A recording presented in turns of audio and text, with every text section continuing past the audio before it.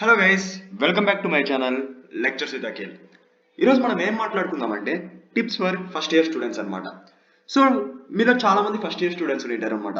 మీకు చాలా డౌట్స్ కానీ లేకపోతే మీకు చాలా కన్ఫ్యూజన్స్ కానీ ఉంటాయన్నమాట. అంటే అసలు మనం ఎలా స్టార్ట్ అవ్వాలి, అసలు ఏం చేయాలి ఫస్ట్ ఇయర్లో, ఇలాంటి చాలా డౌట్స్ ఉంటాయన్నమాట. సో దానికోసమే నేను ఈ వీడియో చేస్తాను అనమాట. సో మీకు ఫస్ట్ వచ్చేసరికి మీకు చాలా మంది చెప్పింటారు అనమాట, మీ ఫ్రెండ్స్ కానీ లేదా మీ సీనియర్స్ కానీ మీ రిలేటివ్స్ కానీ ఏమని చెప్పినారంటే CGPA డజంట్ మ్యాటర్ అని చెప్పింటారు అనమాట. నేను చెప్తున్నా కదా, that is a worst advice you'll be getting అనమాట. CGPA matters allot. ఎందుకంటే చెప్తున్నానంటే మీరు ప్లేస్మెంట్ కూర్చున్నప్పుడు కానీ సపోజ్ ప్లేస్మెంట్ వచ్చింది అనుకోండి, కంపెనీ వచ్చింది అనుకోండి కాలేజ్కి, వాళ్ళు CGPA కట్ ఆఫ్ పెడతారనమాట. మినిమం CGPA 6 GPA అనొచ్చు, లేకపోతే 7 CGPA అనొచ్చు. కొన్ని కంపెనీస్ 8 CGPA అంటారు, కొన్ని కంపెనీస్ 8.5 CGPA అంటుంది అనమాట. సో మీకు ఎంత ఎక్కువ CGPA ఉంటే అంత బెటర్ అనమాట. So that you can apply for more companies అనమాట. బట్ నేనేం చెప్తానంటే at least maintain 6.5 decent CGPA please. At least 6.5. మీకు ఇంకా చేయగలుగుతారు, మీలో ఇంకా సత్తా ఉందనుకుంటే 7.5 మెయింటైన్ చేయండి. It will be very very very useful అనమాట. CGPA తక్కువ ఉంటే చాలా ఇబ్బంది పడతారు. ఎందుకంటే మీరు ఫర్దర్గా లైక్ బీటెక్ అయిపోయిన తర్వాత MS చేయాలనుకుంటున్నారు అనుకోండి, మీరు ఫారెన్కి అప్లై చేస్తుంటారు అనమాట యూనివర్సిటీస్ కోసం. సో మీకు అక్కడ CGPA ఎక్కువ ఉంటే స్కాలర్షిప్ రావడానికి కానీ, అలానే మీకు IELTS కానీ GRE ఇవన్నీ వాటన్నిటిలో ఈ CGPA కూడా ఉంటే కొంచెం మీకు యాడ్ ఆన్ అవుతుంది అనమాట. అలానే మీరు గేట్కి అప్లై చేసినప్పుడైనా మీకు CGPA ఉందనుకోండి, ఆటోమేటిక్గా ఏమవుతుందంటే CGPA ఎందుకు ఎక్కువ ఉంటుంది, మీరు చదువుతారు కాబట్టి. మీరు చదువుతున్నారంటే ఏంటి, ఇండైరెక్ట్ గా మీకు ఆ టాపిక్స్ గురించి తెలుస్తుంటాయి అనమాట. ఆ కోర్సులో సపోజ్ ఆపరేటివ్ సిస్టమ్ కోర్స్ అనుకోండి, ఆ కోర్సులో ఉన్న టాపిక్స్ మీకు తెలుస్తుంటాయి అనమాట. దీనివల్ల మీకు CGPA పెరుగుతుంది. దానివల్ల మీకు గేట్ ఎగ్జామ్ రాసినప్పుడు ఆ టాపిక్స్ నుంచి ఏదో క్వశ్చన్ వస్తే మీరు ఈజీగా చేయగలుగుతారు అనమాట. సో ఎవ్రీథింగ్ ఈజ్ ఇంటర్లింక్డ్ అనమాట. So CGPA matters allot. Please maintain decent CGPA. అలానే ఎక్స్ప్లోర్ యూనివర్సిటీ ఆర్ కాలేజ్. నేను ఎందుకు కాలేజ్ని ఎక్స్ప్లోర్ అవ్వండి అంటున్నానంటే మీకు కాలేజ్లో చాలా యాక్టివిటీస్ జరుగుతూ ఉంటాయి. కాలేజ్లో చాలా సెమినార్స్ కానీ లేకపోతే కాలేజ్కి సంబంధించిన ఆడిటోరియంలో ఎన్నో జరుగుతుంటాయి అనమాట. లైక్ రీసెర్చ్ పేపర్స్ గురించి ఎట్లా పబ్లికేషన్ చేయాలి, ఎలా మనం అప్రోచ్ అవ్వాలి ఫ్యాకల్టీతో, ఎలాంటి టాపిక్స్ మనము డిస్కస్ చేయాలి, ఇట్లాంటివి చాలా చాలా యూనివర్సిటీలో మనకి చాలా జరుగుతూ ఉంటాయి. మనకి యూనివర్సిటీలో ఎలా ఉంది, అసలు ఏంటేంటి, యూనివర్సిటీలో ప్లేస్మెంట్స్ ఎలా వస్తున్నాయి, ఇలాంటివన్నీ మనం చూసుకోవాలన్నమాట. సో దానివల్ల మనకి ఈ 4 years ఆఫ్ కాలేజ్ లైఫ్ చాలా ఇంపార్టెంట్ అనమాట. ఈ 4 years మనకి ఎట్లా ఉంటుందంటే college is nothing but A home అనమాట. సో మనం అన్ని కాలేజ్లో అన్ని ప్లేసెస్లో మనం ఎక్కడ ఏం జరుగుతుంది, ఎక్కడ క్యాంటీన్ ఉంది, ఎక్కడ మనకి టేబుల్ టెన్నిస్ కోర్ట్ ఉంది, ఎక్కడ మనకి ఇండోర్ స్టేడియం ఉంది, ఎక్కడ మనకి అవుట్డోర్ స్టేడియం ఉంది, ఇట్లాంటివన్నీ చూసుకోవాలన్నమాట. జస్ట్ మీరు కాలేజ్కి ఉదయం వెళ్ళి మన సాయంత్రం వచ్చే రూమ్లో కూర్చుంటే doesn't mean that your enjoying your college life అనమాట. So explore all the places in the college. అలానే నెక్స్ట్ వచ్చేసరికి మీకు క్లబ్స్, ఈవెంట్స్, ఫెస్ట్, ఇలా సొసైటీస్. ప్రస్తుతానికి ఆన్లైన్లో జరుగుతుంది కాబట్టి ఫెస్ట్ అంతా జరగకపోవచ్చు. So as corona is also decreasing day by day, so మీకు క్లబ్స్ కానీ ఈవెంట్స్ కానీ ఫెస్ట్ కానీ జరుగుతూ ఉంటాయి అనమాట. ఈవెన్ ఇన్ ఆన్లైన్ కూడా మీకు క్లబ్స్ కూడా ఫామ్ అయి ఉంటాయి అనమాట. సో మీరు ఏం డిసైడ్ అవ్వాలంటే మీకు ఏ క్లబ్లో ఇంట్రెస్ట్ ఉంది. Weather it is a entrepreneurship club, whether it is a robotics club, whether it is a machine learning club, whether it is a data science club, ఇలా చిన్న చిన్న క్లబ్స్ ఉంటాయి అనమాట. అలాంటి కొన్ని పెద్ద క్లబ్స్ ఉంటాయి, లైక్ గూగుల్ వాళ్ళది కొన్ని క్లబ్స్ ఉంటాయి, లైక్ గూగుల్ కమ్యూనిటీ వాళ్ళది కొన్ని క్లబ్స్ ఉంటాయి, స్టూడెంట్ క్లబ్స్ అని చెప్పేసి. అలానే DSC క్లబ్ అని చెప్పేసి ఉంటాయి అనమాట. వీటన్నిటిలో మీరు పార్టిసిపేట్ చేయొచ్చు అనమాట. Nothing but you can enrol అనమాట. అంటే నథింగ్ బట్ మీరు వాటికి అప్లై చేస్తే వాళ్ళు మిమ్మల్ని ఏదో ఇంటర్వ్యూ చేసే కానీ లేకపోతే మీ ఇంట్రెస్ట్ బట్టి కానీ మిమ్మల్ని సెలెక్ట్ చేస్తారనమాట. So participate in some of the events also. ఎందుకంటే కొన్ని ఈవెంట్స్లో మనం పార్టిసిపేట్ చేస్తే మనకి అక్కడ అసలు ఏం జరుగుతుంది, అసలు ఎలా ఉన్నారు సీనియర్స్, ఎలా ఉన్నారు, ఎలా ఇంటరాక్ట్ అవుతున్నారు, ఎలా అసలు అప్రోచ్ అవుతున్నారు ఫ్యాకల్టీని, ఇలాంటివన్నీ మీరు గెయిన్ అప్ చేసుకుంటారు అనమాట. నథింగ్ బట్ మేనేజ్మెంట్ స్కిల్స్ అనేవి మీకు నేర్చుకోగలుగుతారు అనమాట. అలానే ఫెస్ట్ ఉంటాయి కదా, అలానే కాలేజ్ ఫెస్ట్ ఉన్నప్పుడు so make sure that you participate in college fest also. అంటే లైక్ చాలా ప్రోగ్రామ్స్ జరుగుతుంటాయి ప్యారలల్ గా. So participate in that, enjoy your time at the time of college fest అనమాట. అలాంటి కొన్ని సొసైటీస్ లో కూడా జాయిన్ అవ్వండి. చాలా మంది మీకు కొంతమంది సీనియర్స్ ఏమంటారంటే అరే అన్ని క్లబ్స్ లో జాయిన్ అయిపోండిరా, అలాగే అన్ని సొసైటీలో జాయిన్ అయిపోండిరా అని చెప్తున్నారు అనమాట. సో నేనేం చెప్తానంటే అన్ని క్లబ్స్ లో జాయిన్ అవుతే మీకు టైం అనేది సరిగ్గా మేనేజ్ అవ్వదు అనమాట. ఇట్ డజంట్ యాడ్ వాల్యూ అనమాట. సో ఒక క్లబ్ కానీ 2 క్లబ్లో కానీ ఉంటే మనం వాటికి టైం కేటాయించగలుగుతాం అనమాట. సో వీ కెన్ ఎక్స్ప్లోర్ అనమాట. ఒక దానిలో మనం ఉంటే ఆటోమేటిక్గా ఎక్స్ప్లోర్ చేయగలుగుతాం అనమాట. అలాంటి చాలా ఉన్నాయి అనుకోండి, చాలా క్లబ్స్లో మీరు ఉన్నారనుకోండి, యూ కాంట్ గివ్ టైం అనమాట. సో మీరు ఏమీ నేర్చుకోలేరు.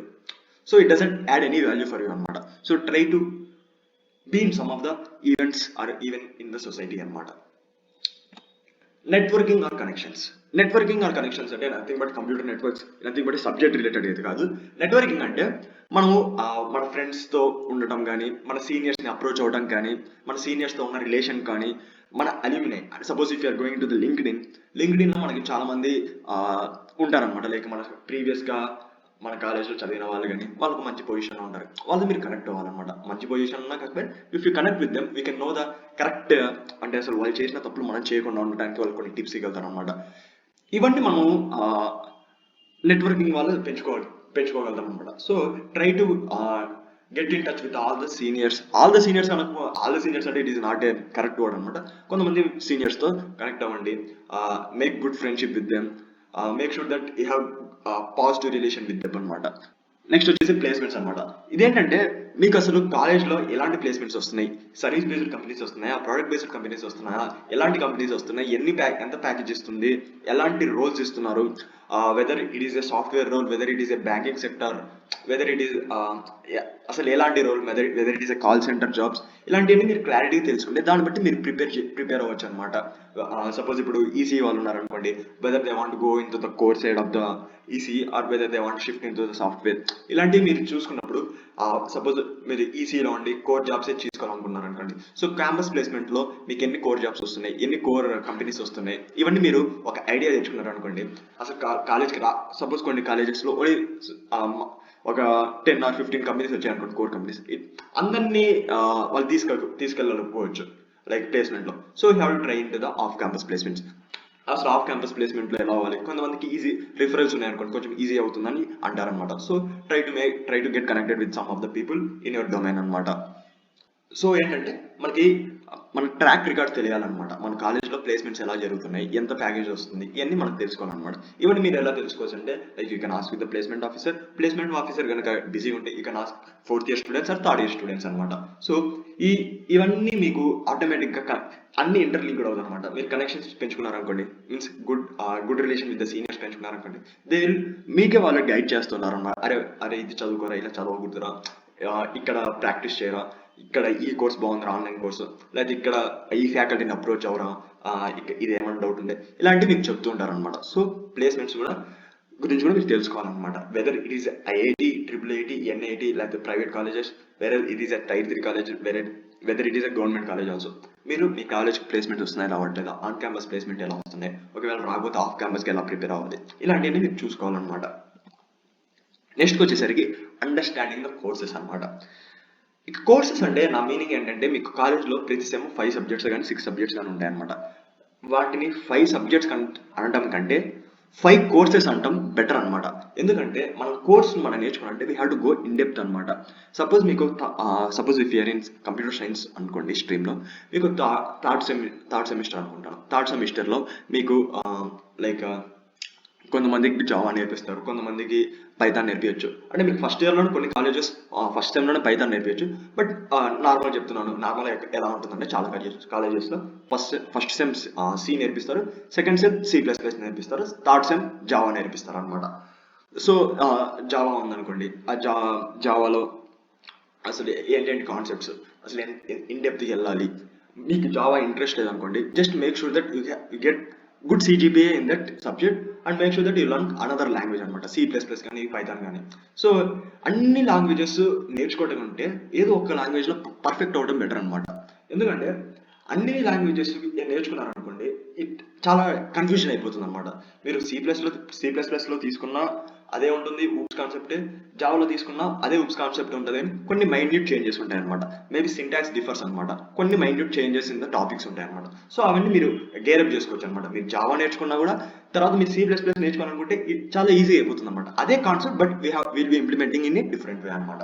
సో అలానే మీరు థర్డ్ సెమిస్టర్లో మీకు కంప్యూటర్ ఆర్గనైజేషన్ సబ్జెక్ట్ ఉందనుకోండి, అది మీరు బాగా నేర్చుకున్నారనుకోండి, మీరు అలానే మీరు BEdకి ప్రిపేర్ అవుతున్నారు అనుకోండి, అప్పుడే మీరు కంప్యూటర్ ఆర్గనైజేషన్ సబ్జెక్ట్ నేర్చుకున్నప్పటికే మీరు ఆ రోజు లేకపోతే ఆ వీక్లో డిస్కస్ చేసిన టాపిక్ మీరు దానికి తగ్గట్టు క్వశ్చన్స్ ప్రిపేర్ అయ్యారనుకోండి, లేకపోతే సాల్వ్ చేశారనుకోండి, మీకు అప్పటికప్పుడు క్లియర్ అయిపోతుంది, అప్పటికప్పుడు క్లియర్ అండర్స్టాండింగ్ ఉంటుంది.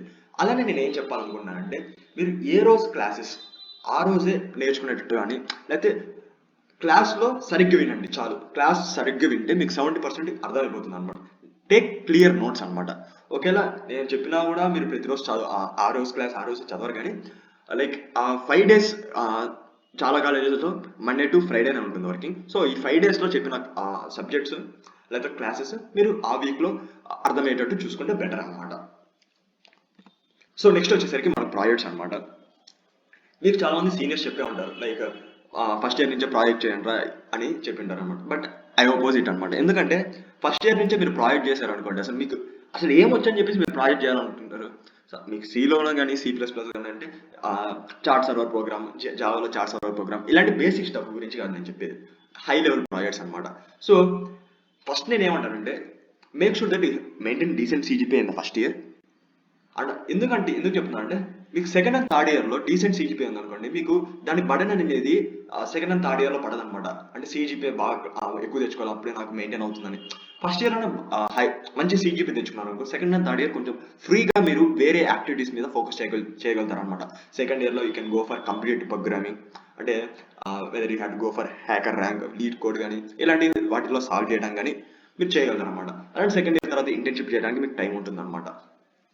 సో ప్రాజెక్ట్స్ కూడా మీరు సెకండ్ ఇయర్లో స్టార్ట్ చేస్తే బెటర్ అనమాట.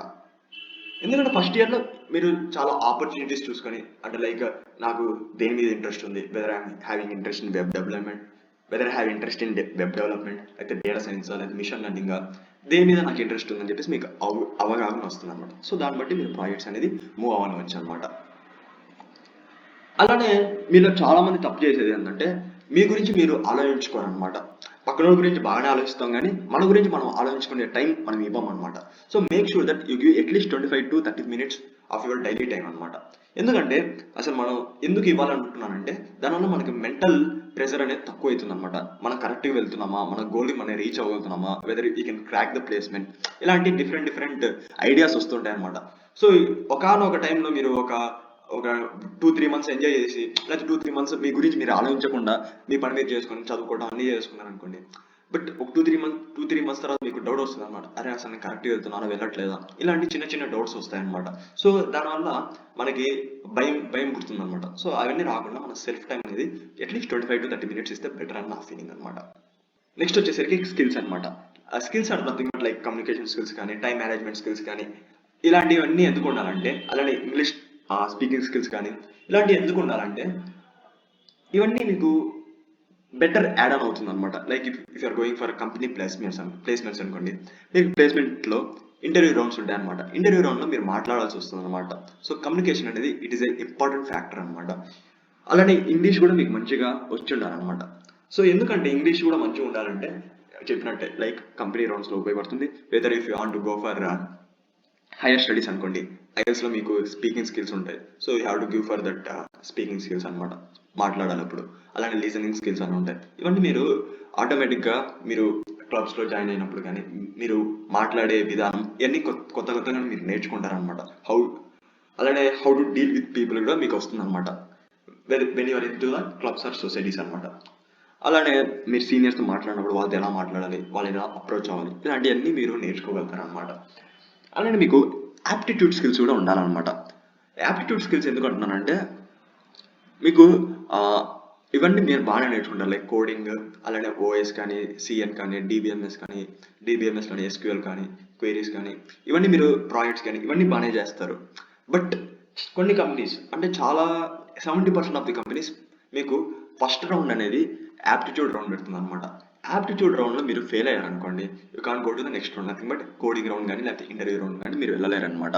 సో యాప్టిట్యూడ్ కూడా మీరు కొంచెం బాగా కాన్సన్ట్రేట్ చేయాలన్నమాట. ఎందుకంటే మీరు చాలా మందికి మ్యాథ్స్ బాగానే వచ్చని నాకు తెలుసు అనమాట. ఎందుకంటే ఆంధ్రప్రదేశ్లో, తెలంగాణలో చాలా మందికి మ్యాథ్స్ బాగా వస్తుందని చెప్పేసి అది వాస్తవం అనమాట.